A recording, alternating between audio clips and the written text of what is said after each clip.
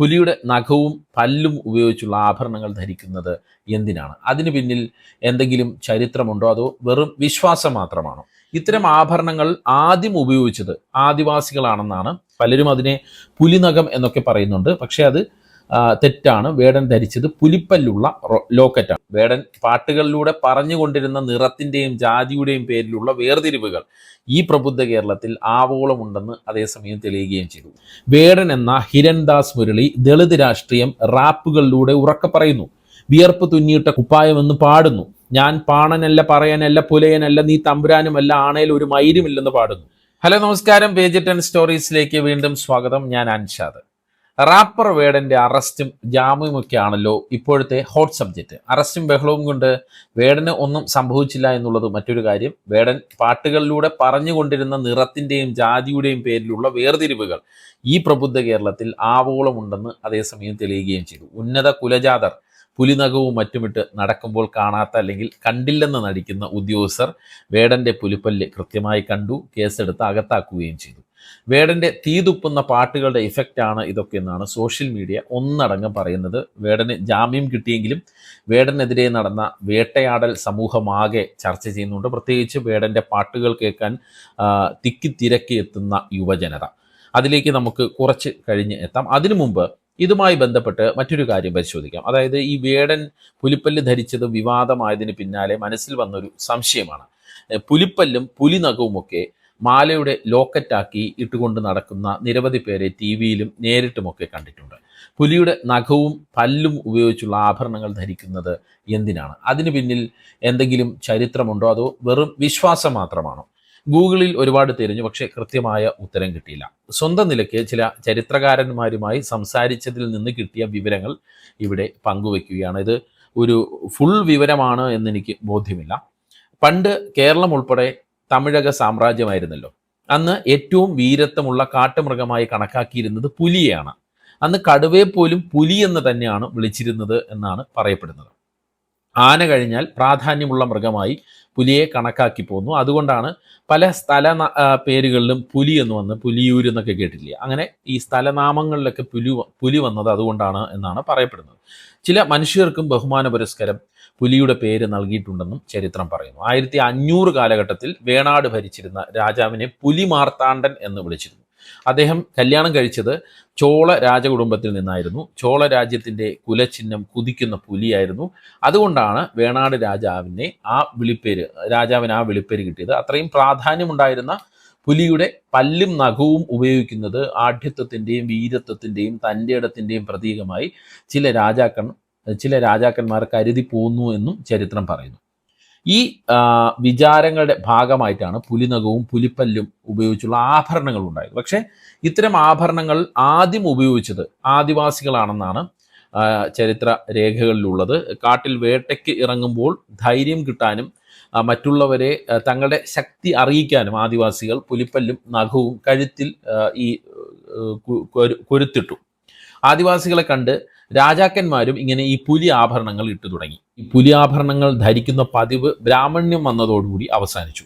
പക്ഷെ പിന്നീട് എപ്പോഴോ പുലിനഖങ്ങളും പുലിപ്പല്ലും ആ രീതിയിലേക്ക് തന്നെ തിരിച്ചു വന്നു. അത് ചില വിശ്വാസങ്ങളുടെ ഭാഗമായി ധൈര്യവും ആഢ്യത്വവും വീരത്വവും പുരുഷത്വവും കാണിക്കാനുള്ള സിംബലുകളായി പുലിനഖവും പല്ലുമൊക്കെ മാറി. ആനയുടെ തുമ്പിക്കൈ കൊണ്ട് അനുഗ്രഹം വായിക്കൽ, ആനയ്ക്ക് അടിയിലൂടെ നടക്കൽ തുടങ്ങിയ വിശ്വാസങ്ങൾ പോലെയാണ് ഈ പുലി ആഭരണങ്ങളും എന്നാണ് പറയപ്പെടുന്നത്. യുവാക്കളിൽ പുലി ആഭരണങ്ങൾക്ക് പ്രിയം കൂടി വരുന്നു എന്നാണ് ഇപ്പോൾ മനസ്സിലാക്കുന്നത്. ചില സിനിമ, സ്പോർട്സ് സെലിബ്രിറ്റികളെ കണ്ടാണ് പല യുവാക്കളും ഇത്തരം രീതികളിലേക്ക് തിരിയുന്നത്. ഇനി വേടന്റെ കാര്യത്തിലേക്ക് തിരിച്ചു വന്നാൽ, വനം വകുപ്പ് കേസെടുത്തത് പുലിപ്പല്ല് കൈവശം വെച്ചതിനാണ്. അതായത് വേടന്റെ കയ്യിൽ ഉണ്ടായിരുന്നത് അല്ലെങ്കിൽ കഴുത്തിൽ തൂക്കിയിട്ടിരുന്നത് പുലിപ്പല്ലാണ്. പലരും അതിനെ പുലിനഖം എന്നൊക്കെ പറയുന്നുണ്ട്. പക്ഷേ അത് തെറ്റാണ്. വേടൻ ധരിച്ചത് പുലിപ്പല്ലുള്ള ലോക്കറ്റാണ്. അതായത് ഈ പുലിപ്പല്ലാകുമ്പോൾ ഒരെണ്ണമാണ് ധരിക്കുക, പുലി നഖമാണെങ്കിൽ 2 എണ്ണം ഉണ്ടാകും. ഈ സുരേഷ് ഗോപിയും വ്ളോഗർ മുകേഷ് നായരും ഒക്കെ ധരിച്ചിരിക്കുന്നത്, അതിൻ്റെ ആ ഫോട്ടോ നോക്കിയാൽ മതി, പുലിപ്പല്ലും പുലിനഖവും തമ്മിലുള്ള വ്യത്യാസം മനസ്സിലാകും. ഇനി വേടനെതിരെ ഉള്ള കേസൊന്ന് പരിശോധിച്ചാൽ നിങ്ങൾക്ക് അറിയാം. വേടൻ്റെ വീട്ടിൽ നിന്ന് എക്സൈസ് സംഘം കഞ്ചാവ് പിടിച്ചെടുക്കുന്നു. പക്ഷേ അത് 1 കിലോയിൽ താഴെ ആയതിനാൽ സ്റ്റേഷൻ ജാമ്യം കിട്ടുന്ന കുറ്റം മാത്രമാകുന്നു. പക്ഷേ അപ്രതീക്ഷിതമായി എക്സൈസ് സംഘത്തിൻ്റെ കണ്ണിൽ വേടൻ ധരിച്ചിരുന്ന പുലിപ്പല്ല് വിടുന്നു. എന്തൊരു ജാഗ്രതയെന്ന് നോക്കണം കേട്ടോ. കേട്ടപാടെ വനം വകുപ്പ് കേസെടുക്കുന്നു. അതും 9 വർഷം വരെ തടവ് കിട്ടാവുന്ന വകുപ്പുകൾ ചുമത്തുന്നു. വനം വിഭവം അനധികൃതമായി കൈവശം വെച്ചതിനും വന്യമൃഗങ്ങളെ വേട്ടയാടിയതിനുമൊക്കെയാണ് കേസ്. എന്തൊരു ആവേശമാണ് വനം വകുപ്പിനെന്ന് നോക്കൂ.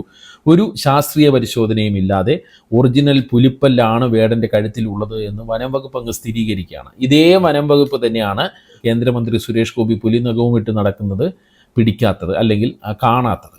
അതൊന്നും കുഴപ്പമില്ല, അവർക്ക് അനുമതി ഉണ്ടെന്ന് വേണമെങ്കിൽ വനം വകുപ്പ് പറയും. ഈ അവസരത്തിൽ മാധ്യമപ്രവർത്തകനായ വിനേഷ് കുമാർ എഴുതിയ ഒരു ഫേസ്ബുക്ക് പോസ്റ്റ് ഞാൻ വായിക്കാം. അതിൻ്റെ പ്രസക്ത ഭാഗങ്ങളാണ് വായിക്കുന്നത്. 17 വർഷം മുമ്പ് മാധ്യമപ്രവർത്തകനായി വയനാട്ടിലെത്തിയ വേളയിലാണ് വയനാട് കളക്ടറേറ്റിൽ ജില്ലാ കളക്ടറുടെ മുറിയിൽ സ്ഥാപിച്ച ആനക്കൊമ്പ് കാണുന്നത്. ഒറിജിനൽ ആണോ എന്നായി സംശയം. ഒറിജിനൽ ആണെന്ന് സഹപ്രവർത്തകരിൽ നിന്ന് ഉറപ്പിച്ചു. 1995 ബിശ്വാസ് മേത്ത വയനാട് ജില്ലാ കളക്ടറായിരുന്ന സമയത്താണ് ആനക്കൊമ്പുകൾ അവിടെ സ്ഥാപിച്ചത്. അതായത് വയനാട് ജില്ല രൂപീകൃതമായിട്ട് 1/4 നൂറ്റാണ്ട് തികയുന്ന വേളയിൽ. എന്നാൽ 2012 വനം വകുപ്പിൽ നിന്ന് ലഭിച്ച വിവരാവകാശ രേഖയിലാവട്ടെ ആനക്കൊമ്പിനെ കുറിച്ച് യാതൊരു വിവരവുമില്ലെന്നാണ് പറയുന്നത്. ഇനിയിപ്പോൾ ഏത് ആനയുടെ ആയാലും ശരി, ഒറിജിനൽ ആനക്കൊമ്പാണ് ഇതെന്ന് വിനേഷ് പറയുന്നു. വന്യജീവികളുടെ ശരീര അവശിഷ്ടങ്ങളൊന്നും തന്നെ പ്രദർശിപ്പിക്കാനോ വിൽപ്പന നടത്താനോ 1972 വനം വന്യജീവി സംരക്ഷണ നിയമം അനുവദിക്കുന്നില്ല. ഇക്കാര്യത്തിൽ സർക്കാർ സ്ഥാപനങ്ങൾക്ക് പ്രത്യേക പരിഗണനയുള്ളതായും അറിയില്ല. മറുപടി പറയാൻ വനം മന്ത്രി AK ശശീന്ദ്രൻ ബാധ്യസ്ഥനാണ് എന്നാണ് വിനേഷ് എഴുതിയിരിക്കുന്നത്. ആനക്കൊമ്പിൻ്റെയും വിവരാവകാശ രേഖയും ഒക്കെ പങ്കുവെച്ചുകൊണ്ടാണ് വിനേഷിൻ്റെ ഈ പോസ്റ്റ്. അതായത് അനധികൃതമായി വയനാട് കളക്ടറേറ്റിൽ വരെ ആനക്കൊമ്പുണ്ട്. നേരത്തെ പറഞ്ഞതുപോലെ പുലിനഖവും പുലിപ്പല്ലും ഒക്കെ ഇട്ട് പലരും ചെത്തി നടക്കുന്നുമുണ്ട്. അവർക്കൊക്കെയുള്ള നിയമത്തിൻ്റെ പരിലാളന പക്ഷേ വേടനില്ല. കാരണം വേടൻ എന്ന ഹിരൺദാസ് മുരളി ദളിത് രാഷ്ട്രീയം റാപ്പുകളിലൂടെ ഉറക്കെ പറയുന്നു. വിയർപ്പ് തുന്നിയിട്ട കുപ്പായമെന്ന് പാടുന്നു.